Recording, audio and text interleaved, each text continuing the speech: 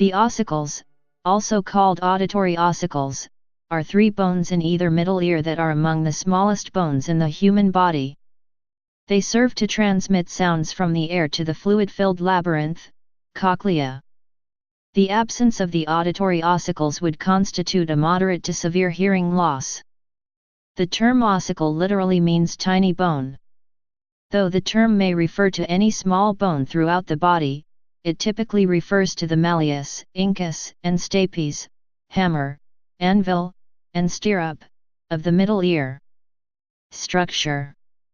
The ossicles are, in order from the eardrum to the inner ear, from superficial to deep the malleus, incus, and stapes, terms that in Latin are translated as the hammer, anvil, and stirrup. The malleus, Latin, hammer, articulates with the incus through the incutomalleolar joint and is attached to the tympanic membrane, eardrum, from which vibrational sound pressure motion is passed. The incus, Latin, anvil, is connected to both the other bones.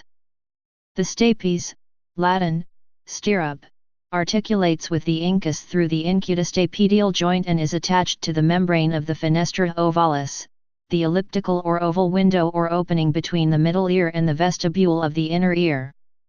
It is the smallest bone in the body. Development. Studies have shown that ear bones in mammal embryos are attached to the dentary, which is part of the jaw. These are ossified portions of cartilage called Meckel's cartilage that are attached to the jaw. As the embryo develops, the cartilage hardens to form bone. Later in development, the bone structure breaks loose from the jaw and migrates to the inner ear area. The structure is known as the middle ear, and is made up of the stapes, incus, malleus, and tympanic membrane. These correspond to the columella, quadrate, articular, and angular structures in the amphibian, bird, or reptile jaw. For this reason, researchers believe that mammals and reptiles share a common ancestry. Function. As sound waves vibrate the tympanic membrane, eardrum, it in turn moves the nearest ossicle, the malleus, to which it is attached. The malleus then transmits the vibrations, via the incus, to the stapes, and so ultimately to the membrane of the fenestra ovalis, oval window, the opening to the vestibule of the inner ear. Sound traveling through the air is mostly reflected when it comes into contact with a liquid medium. Only about 1/30 of the sound energy moving through the air would be transferred into the liquid. Think about the abrupt cessation of sound that occurs on a busy summer's day at the pool when you submerge your head underwater. This is because the relative incompressibility of a liquid presents resistance to the force of the sound waves traveling through the air. The ossicles give the eardrum a mechanical advantage via lever action and a reduction in the area of force distribution. The resulting vibrations would be much weaker if the sound waves were transmitted directly from the outer ear to the oval window.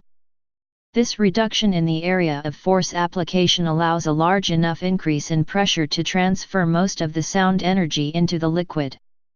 The increased pressure will compress the fluid found in the cochlea and transmit the stimulus. Thus, the presence of the ossicles to concentrate the force of the vibrations improves the sensitivity to sound and is a form of impedance matching. However, the extent of the movements of the ossicles is controlled, and constricted, by 2 muscles attached to them, the tensor tympani and the stapedius.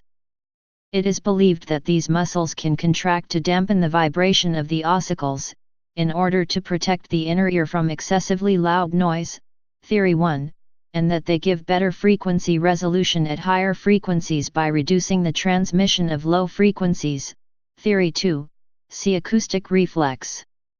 These muscles are more highly developed in bats and serve to block outgoing cries of the bats during echolocation, sonar.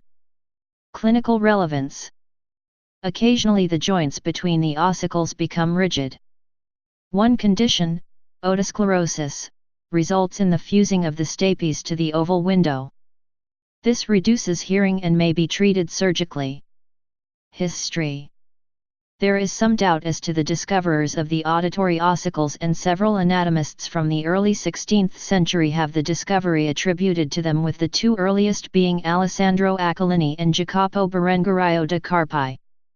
Several sources, including EYNTK and Casari, attribute the discovery of the malleus and incus to the anatomist and philosopher Accolini. The first written description of the malleus and incus was by Berengario da Carpi in his Commentaria super Anatomia Mundani, 1521, although he only briefly described two bones and noted their theoretical association with the transmission of sound. Niccolò Massa's Liber Introductorius Anatomia described the same bones in slightly more detail and likened them both to little hammers. A much more detailed description of the first two ossicles followed in Andreas Vesalius De Humani Corporis Fabrica, in which he devoted a chapter to them. Vesalius was the first to compare the second element of the ossicles to an anvil, although he offered the molar as an alternative comparison for its shape. The first published description of the stapes came in Pedro Ximénez Dialogus de Re Medica, 1549, although it had been previously described in public lectures by Giovanni Filippo Ingrassia at the University of Naples as early as 1546. The term ossicle derives from ossiculum, a diminutive of bone, Latin, os, genitive ossis. The malleus gets its name from Latin malleus, meaning hammer. The incus gets its name from Latin incus, meaning anvil, from incudere, meaning to forge with a hammer, and the stapes gets its name from modern Latin stirrup, probably an alteration of late Latin stapia related to stare, to stand, and pedum, an accusative of pea's foot, so called because the bone is shaped like a stirrup. This was an invented modern Latin word for stirrup, for which there was no classical Latin word, as the ancients did not use stirrups.